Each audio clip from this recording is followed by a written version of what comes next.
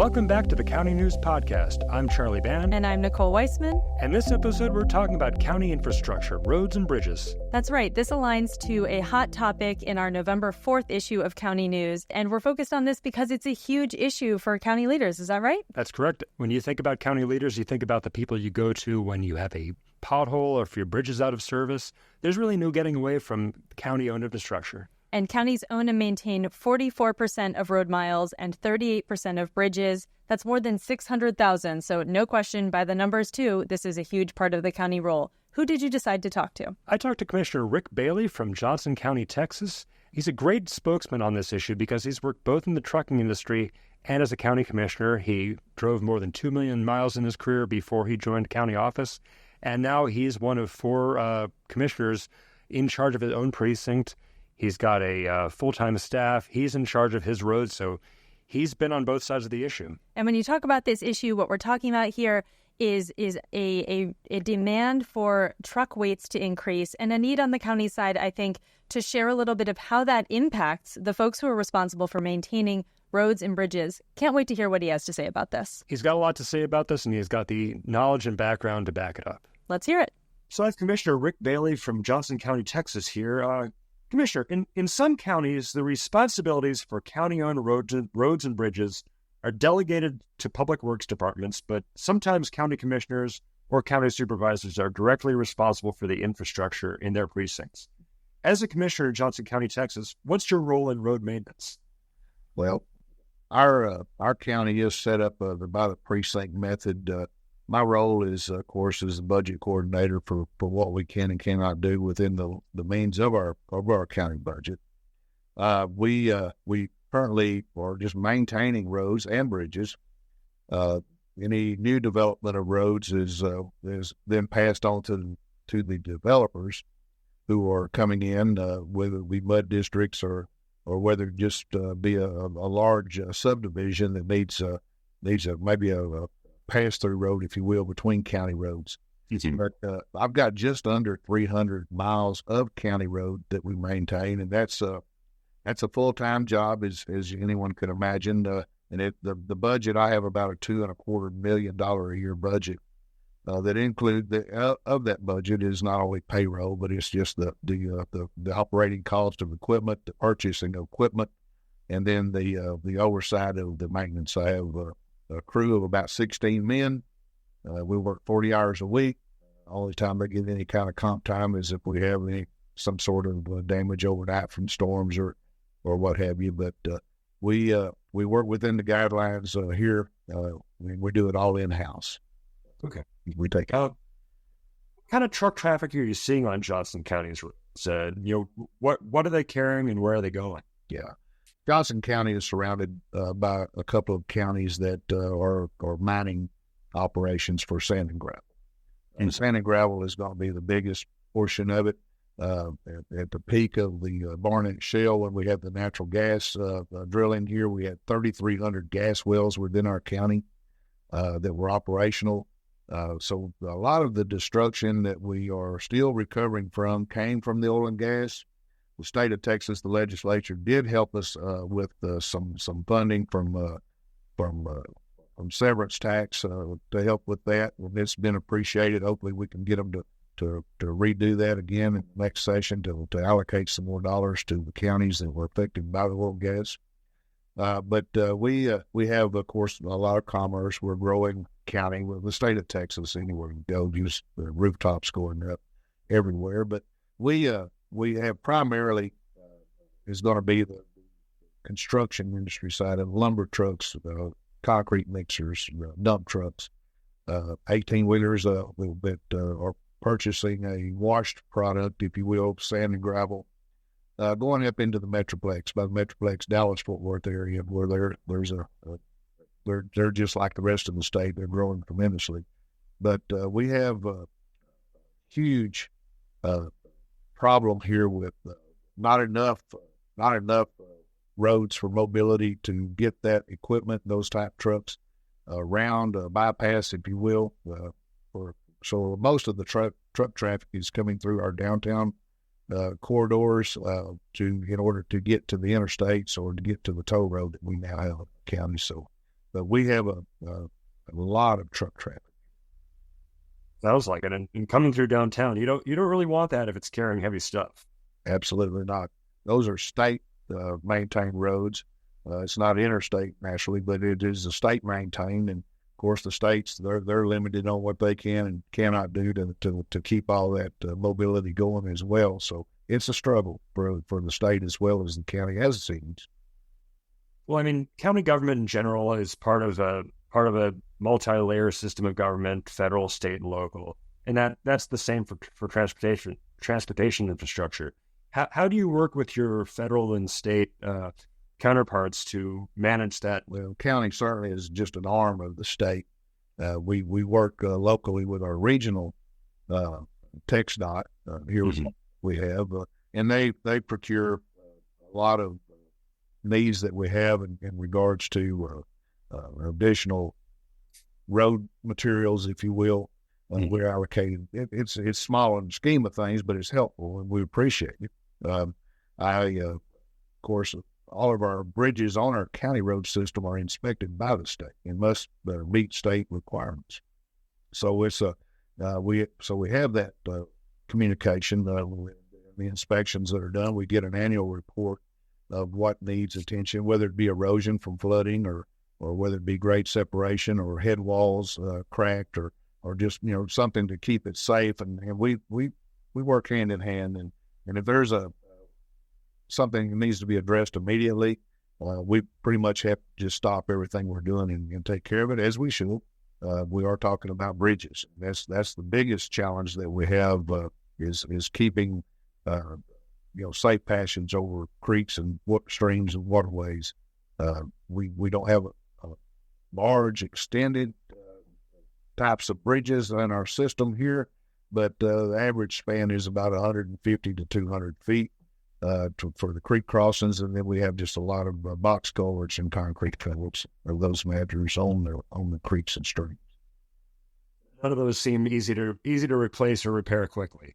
No, they are not, and it's such an inconvenience to the driving public who live down these roads because now they've got to find an alternate road, to get home, and so it takes all presidents when we have a washout or something that has been destroyed by nature, force of water or something. We lost 4 in our precinct back in the spring, and we had constant rains. We had some bridges or some crossings that were literally closed for 6 months due to every time we would try to gain on it, we'd get another flood event and back to square one. But we finally got it accomplished in-house with our budget that we have. You go to try to hire these jobs out, you'll spend that budget up pretty quick. So I can imagine that just adds stress to first responders trying to reach somebody's home if you've got one or two or no alternate routes to get to a house if a bridge is out. So absolutely. The current gross weight limit on federal highways and bridges is 80,000 pounds, and each state has basically the same maximum. But you're seeing legislation routinely trying to push that limit. What's driving that legislation, and how do you see it affecting county maintenance of roads and bridges? Well, I'll answer the latter part of the question. The problem with the 80,000 pound gross in regards to county and state roads and city streets is the state offers a over axle tolerance bond. Mm-hmm. It's been grossly neglected. It was by design to give you a little bit of tolerance on each axle, as long as you hauled 80,000 with a 53-foot overall axle rig, center point of the steering axle, the center point of the trailer, 53 foot or greater, you can legally haul 80,000. But that has been grossly abused, and now it's the common is 84,000. But to be clear, the interstate, the federal system, which is made of concrete and steel, does not allow anything over 80,000. So to add to the gross weight of 97,000, or then what do they do then? They get a permit. The destruction to county and city and state roads is really going to be devastating, but the overall impacts that will happen to mainly our bridge systems on the federal highway systems is the biggest concern. You cannot inspect those bridges on a daily matter. You get a flood event or you get something that's come across there that weighs in excess of that. The destruction is definitely it's going to happen. So we certainly don't want to see it on county and city and state backage roads. We know what it's going to do to those. My partnership that I have with TxDOT here at the regional level, they cannot go and lobby for or against their own. It's kind of like just a moot point for them. But we certainly take it to the legislature here at the state level, and of course, we're talking about a federal law that might be changed, but we certainly oppose anything greater than the 80. I've been in the trucking business for 35 years in my life before I became county commissioner. I owned sand and gravel business and trucks and managed that. And just the fatigue on my drivers, if we were hauling overweight, the fatigue on the equipment, the added cost, knowing that this is certainly the equipment is not designed to be carrying materials greater than that, and you're not going to extend those axles out and compensate the damage that's going to come to the highway system. So that's kind of a full circle there to get you back to what I know as a personal business owner in the business, and what I know as a county commissioner budgeting for the damages that are caused by these trucks at the local level. The federal dollars seems to be poised on building new roads, but we've got 75, 80-year-old infrastructure in place that was deteriorated, and there needs to be more emphasis on going back and revisiting that without any increase. We do not need an increase of weight.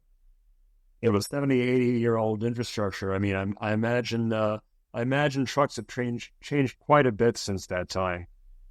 Well, to put it into perspective, the diesel power generation didn't really actually come on till mid-70s. Mm-hmm. Everything that was designed and built prior to that was based on the formula of the day. You had gasoline-powered trucks with single-axle trucks, single-axle trailers.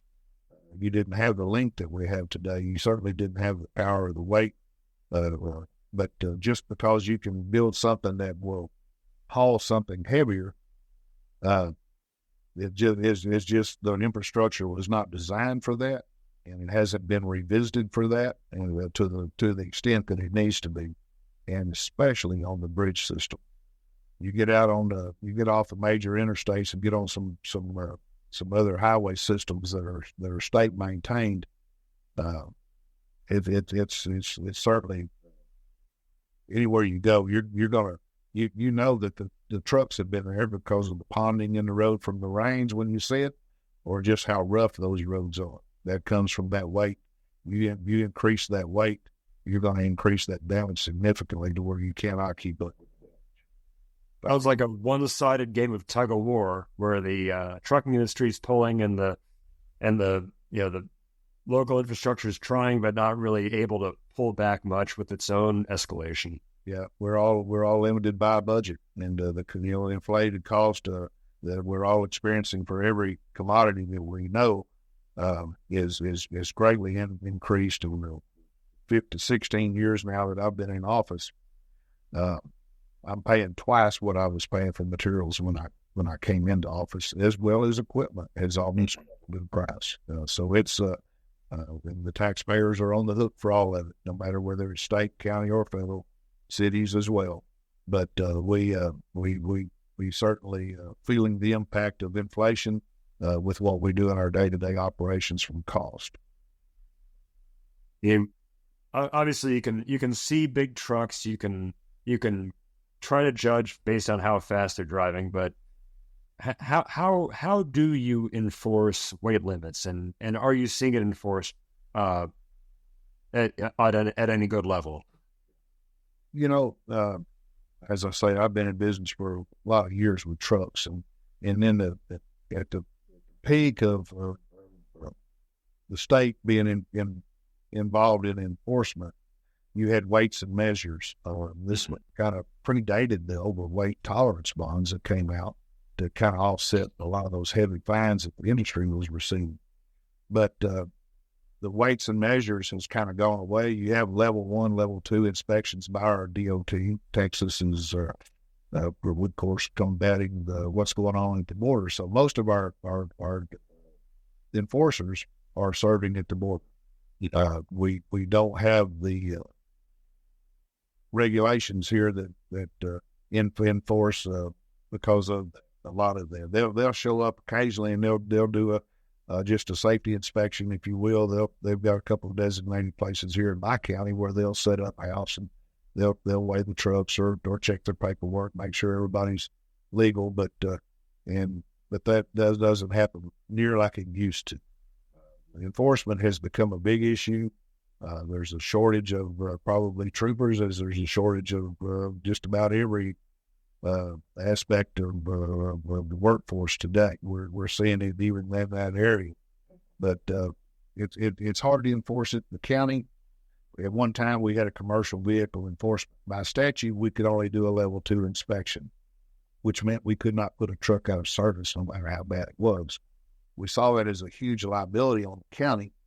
For instance, we know it's an unsafe truck, but yet we don't have the control to stop it from going. And it goes down the road and there's an accident. What role did we play in? The Commissioner's Court decided to dissolve that and just put those deputies back on patrol because we just didn't see that we could really benefit as far as there's just so much of it anyway. For the one truck we had stopped, 15 went by. So it's kind of there's just not enough enforcement. You were a contributor to a report published by the Coalition Against Bigger Trucks, along with 3 county engineers from counties across the country. That report looked at the impact that heavier trucks would have on local bridges. And it's important to make the distinction that the report excluded roads and bridges on the national highway system. It was just local roads. But the report found that 1 in 5 local bridges would be at risk at needing to be replaced under current safety standards if that gross weight of semi-trucks was increased. And that would cost a total of $78.4 billion. Did that surprise you? Not on the overall cost across our country, not at all. You know, the engineering fees, if not all counties, there's 254 counties in our state. It was different. We all have different soil. We all have different things that we have to deal with. The cost is, if they have to hire it done, if you have to hire that done, as I said earlier, you can eat up your budget. If the state says that road or that bridge has failed, you have no choice but to fix it, find a way to do it. So it's whether it be general fund or COs or actually going to the voters for bonds on infrastructure has become where we're at to try to procure dollars at the local levels. But we certainly just in our bridges in my precinct, I've got about 47 crossings. We have as I said, we had a huge flood event that came through and took out 4 of those crossings. We replenished our budget in October. I'm still using that. I'm going to be using this year's budget to replenish, some of the inventory of what I had that I lost in the last year's budget. So I wasn't not at all. Those numbers did not surprise me on the national level because just as I said, it was twice the cost of doing business now as it was just a few years ago. So with that being said, that study is a couple of years old. Yeah, my God, the devastation from Helene, over the middle of our Georgia and all over Carolinas. I mean, it was the devastation that was there. The cost to deal with what they're going to deal with over there. There was not enough. Certainly going to have a lot, on what they're experiencing over there, on all their infrastructure, but their bridges, particular cost to replace all of them is going to be unimaginable. Did anything else from that report surprise you or strike you as a notable insight? Well, certainly we learn from these studies, and but to be surprised, I would say, just the cost as you referenced here, if anything, is so not so much surprise as it is, where's that money coming from? How are we going to get those dollars that are so desperately needed? Just on the day-to-day operations, we take for granted over when we the driving public, we're all just assume that what we're driving over is safe. I would say that 1 in 5 is probably conservative on a lot of what we see and what we deal with from an aging infrastructure. I can't emphasize enough that most of the roads that we drive on, especially the state highway systems, the old outdated state highway systems, if you will, now the interstates came around and took them on newer paths. You got 4-lane roads or whatever, 2-lane. But those roads are still traveled by the public and used every day, but they have not had the upkeep and maintenance as they should have. And that basically just rolls back to dollars and budgets, and manpower for that matter. So, as far as the feds, they have a big task. You've got a shortage of truck drivers. You've got a shortage of trucks on the road. You've got a growing population. You've got needs and necessities of commodities. So they're pushing hard for the freight industry. For instance, the ports for the containers. They want to be able to do that. They want to be able to get that commodities, get them across and corridors. To build the special corridors there on the coast here in Texas, from point A to point B to navigate just within their structures of themselves. But then you have so many shortages here of drivers, and let me touch on that if I may. It's somebody's great idea did not recognize the consequences, and I understand the public safety method of saying that you must take a driving school to obtain a CDL. That's a hardship on a lot of people because that cost averages $8,000 to $12,000 to get that license. Well, you don't have $8,000 to $12,000. You're not going to go take your test. So that is creating a shortage. And even the renewal specter, if you miss your date on your renewal, you have to start all over. So I'm seeing the frustration from the industry of that. And another idea that was probably a good idea was it's called a point system. Now the point system is something that is eliminating truck owners, the owners from getting the right drivers. You take a company that has a lot of faulty equipment, and you got a good driver, and they get stopped, DOT'd, and then there's signal lights out. There's problems. There's the truck is basically got some issues. They get a point against their driving record. Well, what happens? You get just a couple of those points, and then the insurance company starts calling the owner, and now they have a driver that they basically has point. He's got so many points he's uninsurable. That is creating a lot of problems. So there's some federal laws that I'm not sure the correct way or the absolute way to get to this, but if we don't get this system back to where we can not have all those points go against drivers that are good drivers, they simply were driving some faulty equipment trying to make a living for someone else. But if this point system is creating a truck driver shortage, as well as this driving school mandate is putting hardships even here at the county level. I can't take taxpayer money and pay for someone to come here and put them through the driving school because there's no guarantee. There's no contract that we can engage in. So, if you do it, you're probably just helping them get right out the door to get a better paying job. Not only that, so it's kind of a moot point. But the industry in of itself is suffering from a shortage of truck drivers. Yeah, I'm just here to tell you, from being on both sides of this topic, we have a lot of issues regarding keeping quality drivers And basically just having a way for them to get their CDLs is probably the biggest issue that I see. It should be no different than a driver's license for any operating vehicle. Now, the argument is going to be, well, the weight, if you don't think they need driving school, well, the driving schools are driving empty trucks. They're not driving loaded trucks.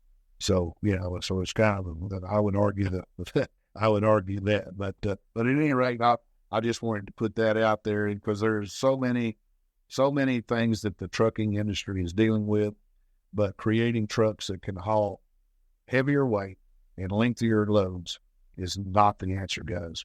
We are setting ourselves up for a bigger failure than setting up a mandate for driving schools. I mean, it's just a bigger problem coming if this happens. If somebody's a good idea, but unweighted consequences of those bills are being felt now, and it's time to reverse some of these mandates on the profession. Anyway, my 2 cents. Well, Commissioner Bailey, thank you so much for taking the time and to talk. I certainly appreciate having the insight of somebody who's been on both sides, both as somebody in the trucking industry and somebody who's been in charge of his precinct roads for the last 16 years. So thank you very much. Well, you're very welcome. That was Commissioner Rick Bailey from Johnson County, Texas. Thanks for listening to the County News Podcast. We'll be back with you soon. In the meanwhile, if you haven't, please give a listen to our series from the National Center on Public Lands Counties. We have the final episode of that series coming soon. Just been a great set of conversations. We hope you enjoy it. Thank you for listening.